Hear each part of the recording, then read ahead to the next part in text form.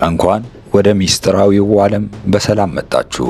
ይህ በዓለማችን ላይ የተደበቁ ሚስጥሮችን አነፍንፈን ለእናንተ የምናቀርብላችሁ ቻናል ነው። ለቻናሉ አዲስ ከሆናችሁ ቻናሉን ሰብስክራይብ በማድረግ ቤተሰብ እንድትሆኑ ጋብዛችኋለሁ። ዛሬ ዓለማችንን በሚስጥር እየመሯት ስለሚገኙ ቱጃሮች እናነሳለን። በየቀኑ ጧት ከእንቅልፋችን ስንነቃ በዓለም ላይ ምን እየተፈጠረ እንዳለ ለማወቅ የዜና ጣቢያዎችን እንከፍታለን። ፕሬዝዳንቶች ስልጣን ላይ ሲወጡና ሲወርዱ እናያለን። የኢኮኖሚ ባለሙያዎች ስለ ገበያ ውድቀትና ስለ አዳዲስ ቢሊዮነሮች ሲዘግቡ እንሰማለን። እኛ ግን አንድ ጥያቄ መቼም ቢሆን አንጠይቅም። ይህ ሁሉ ትርኢት ከጀርባው ማን አለው? የዓለምን ቼዝ ሰሌዳ ስትመለከቱ ከፊት ለፊት የምታዩቸው ቁጥሮች ኤለን ማስክ፣ ጄፍ ቤሱስ እና ቢል ጌትስ ናቸው። ፎርብስ መጽሔት የዓለም ባለጠጎች ብሎ ሲዘረዝራቸው ብዙዎቻችን ይህንን እውነት ብለን አንቀበልም። ግን አንድ ሚስጥር ልንገራችሁ። እነዚህ ሰዎች የዓለምን የቼዝ ጨዋታ ላይ ያሉ ፓውን ወይም የፊት ለፊት ምስሎች ብቻ ናቸው። ትክክለኞቹ ባለቤቶች በፎርብስ ዝርዝር ውስጥ የሉም። ስማቸው በጋዜጣ ላይ አይወጣም፣ ቴሌቪዥን ላይ ቀርበውም ቃለ መጠይቅ አይሰጡም። እውነተኛ ሀብት ማለት በቢሊዮን የሚቆጠር ዶላር በባንክ መያዝ አይደለም። እውነተኛ ሀብት ማለት ያንን ገንዘብ የሚያትመውን ማሽን መቆጣጠር ነው። የዓለምን የገንዘብ ስርዓት፣ ህጎችን እና የህዝብን አእምሮ መቆጣጠር መቻል ነው። ይህንን ሚስጥር የተረዱት ጥቂት ቤተሰቦች ከዘመናት በፊት ዓለምን በብድር ሰንሰለት አስረዋታል። የዛሬ 250 ዓመት ገደማ አውሮፓ ውስጥ የተፈጠረው የባንክ ስርዓት እኛ የምንኖርበትን ዘመናዊ ማትሪክስ መሰረት ጥሏል። በወቅቱ የነበሩት ነገስታት ለጦርነት ገንዘብ ሲፈልጉ አንድ ተራ ረጣ አበዳሪ ነበር የተሻለውን መንገድ ያገኘው። ለማንኛውም ንጉስ እኩል ብድር ስጥ፣ የተሸነፈም ወለዱን ግን አንተ ትወስዳለህ። ይህ ነው የዓለምን የገንዘብ ስልት። አገራት ሲጓጉ ሁለቱንም በብድር ማሰር። በጦርነት መጨረሻ ላይ አሸናፊው ሀገር የሮስቼልድ ቤተሰብ ባለዕዳ ይሆናል፣ ተሸናፊውም እንደዚያው። በዚህ መንገድ መሬት፣ ወርቅ እና የሀገር ሀብት ቀስ በቀስ ወደ አንድ የጋራ የባንክ ማዕከል ይተላለፋል። ይህንን የሀብት ማዘዋወር ሂደት ስትመለከቱ አሁን የምታዩት የዘመናዊው ዓለም የቴክኖሎጂ ኩባንያዎች እድገት እንዲሁ በአጋጣሚ የመጣ አይደለም።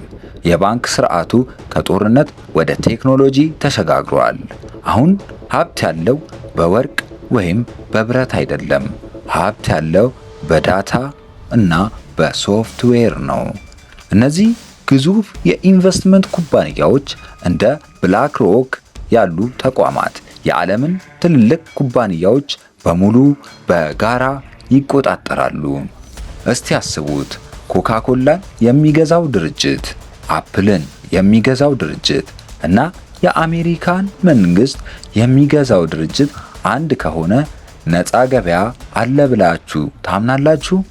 ይህ ሁሉ ማታለያ ነው። ይህ ሁሉ በአንድ ማዕከል የሚተዳደር የዓለም ቁጥጥር ስርዓት ነው። ማትሪክሱ በየቀኑ በአይናችን ፊት ይከናወናል። እኛ ግን ስልካችንን እያየን ይህንን እውነታ እንዳናይ ተደርገናል። የባንክ ስርዓቱ ምንነት በደንብ እንዲገባን ገንዘብ ምን እንደሆነና እንዴት እንደሚፈጠር መጠየቅ አለብን። አብዛኞቻችን ገንዘብ ማለት በወርቅ የተደገፈ ወይም በአገረ መንግስት የሚታተም ብለን እናስባለን። እውነት ነው፣ ግን ግማሹ ብቻ። ትልቅ እውነት ግን ገንዘብ የተፈጠረው ከዕዳ ነው። አንድ ባንክ ውስጥ ስትሄዱ እና ብድር ስትጠይቁ ባንክ ያለው ገንዘብ ብቻ አይደለም የሚያበድረው። ባንኩ አዲስ ገንዘብ ይፈጥራል። በዘመናዊ የባንክ ስርዓት መሰረት ባንኮች በእጃቸው ካለው ጥሬ ገንዘብ በብዙ እጥፍ የሚበልጥ ብድር መስጠት ይችላሉ። ይህ ማለት ምን ማለት ነው? በየቀኑ በዓለም ላይ የሚዘዋወረው ገንዘብ ከብዛቱ በላይ የተፈጠረው በዕዳ ነው። አገራትም ቢሆኑ በዚህ መንገድ ነው የገቡት። የዓለም ማዕከላዊ ባንኮች አገራት ብድር ሲፈልጉ ያንን ገንዘብ የሚያትሙት በዕዳ ምትክ ነው።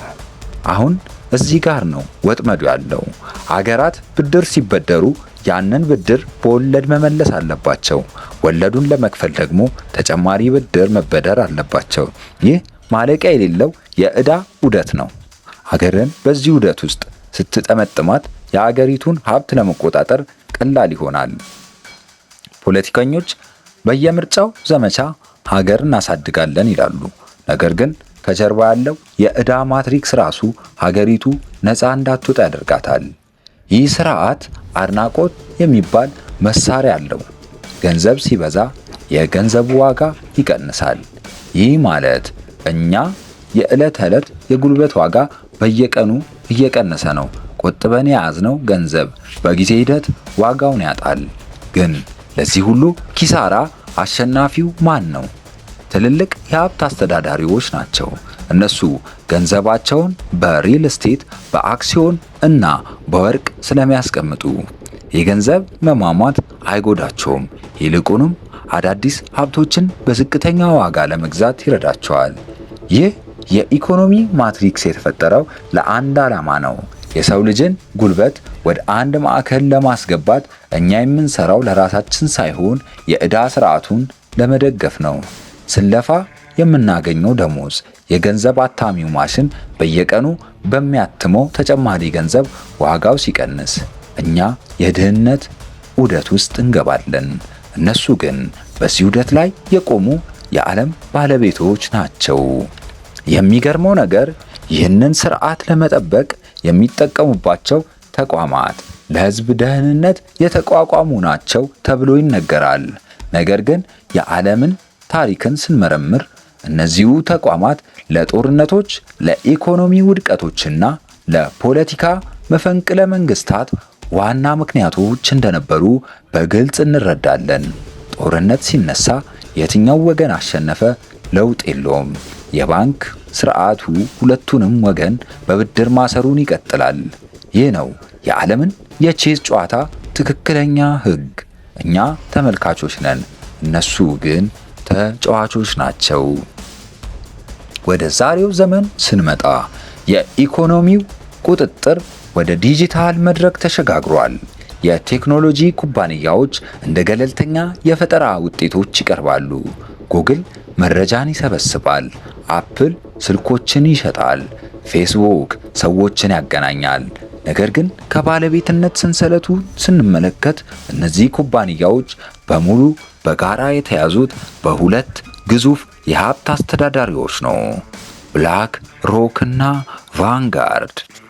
ይህ ማለት እኛ የምንጠቀማቸው ስልኮች፣ የምንገባባቸው ድረገጾች እና የምንጠቀማቸው አፕሊኬሽኖች በአንድ ማዕከል የሚተዳደሩ የወሂብ መሰብሰቢያ መሳሪያዎች ናቸው። አእምሯችን፣ ፍላጎታችን እና የዕለት ተዕለት ውሳኔያችን በእነዚህ ግዙፍ የአልጎሪዝም ስርዓቶች እየተቃኘ ነው። ለምንድን ነው የማታዩት ቪዲዮ በድንገት የሚመጣው? ለምንድን ነው የምትፈልገው ዕቃ ወዲያውኑ ማስታወቂያ ላይ የሚታየው? ምክንያቱም አንተ የገዢዎች የቴክኖሎጂ መረብ ውስጥ ነህ። በዚህ ላይ ደግሞ የፖለቲካውን ቲያትር ስንጨምርበት ምስሉ ሙሉ ይሆናል። ፖለቲከኞች ለምርጫ ሲወዳደሩ ፕሮግራሞቻቸው በአብዛኛው የሚቀረጹትና የሚደገፉት በእነዚህ የሀብት ባለቤቶች ነው። ለአንድ ፓርቲ ብድር የሚሰጠው ባንክ ለሌላኛው ፓርቲም ብድር ይሰጣል። ውጤቱ ምንም ይሁን ምን የባንኳ ስርዓት አሸናፊ ነው። ሕጎች ሲወጡ፣ አገራት ሲስማሙ ወይም ሲጣሉ ከጀርባ የኢኮኖሚ ጥቅም አለ። ጦርነቶች ሲነሱ የጦር መሳሪያ አምራቾች አክሲዮኖችን ይጨምራሉ። የጦር መሳሪያ አምራቾች አክሲዮን ደግሞ የነዚህ ጥቂት ቤተሰቦች የቁጥጥር መረብ ውስጥ ነው። ይህ ሁሉ ስብስብ የሚያሳየን አንዲት እውነት ብቻ ነው። እኛ የምንኖርበት ማህበረሰብ የተደራጀ መስሎ የሚታየው በአንድ ማዕከል የሚመራ የቁጥጥር ስርዓት ስላለ ነው። እኛ እንደ ተራ ሰው የዕለት ተዕለት ህይወታችንን ስንመራ እነዚህ ገዢዎች የዓለምን የወደፊት ዕጣ ፈንታ እንደ ፕሮግራም እየጻፉት ነው። ማትሪክሱ በየቀኑ በአይናችን ፊት ይከናወናል። እኛ ግን በዕለት ተዕለት ኑሮ ወጥመድ ተይዘን ይህንን እውነት እንዳናይ ተደርገናል። ግን አትዘንጉ፣ ይህ ገና መጀመሪያ ነው። ይህ ማትሪክስ እንዴት እንደተጀመረ ካላወቅን መቼም ልንሰብረው አንችልም። በሚቀጥለው ክፍል የዚህን ሁሉ ስልጣን ምንጭ የዓለምን የባንክ ስርዓት በዲፕሎማሲና በሚስጥር ያጠለቀውን የሮስቼልድ ቤተሰብን ታሪክ እንመለከታለን።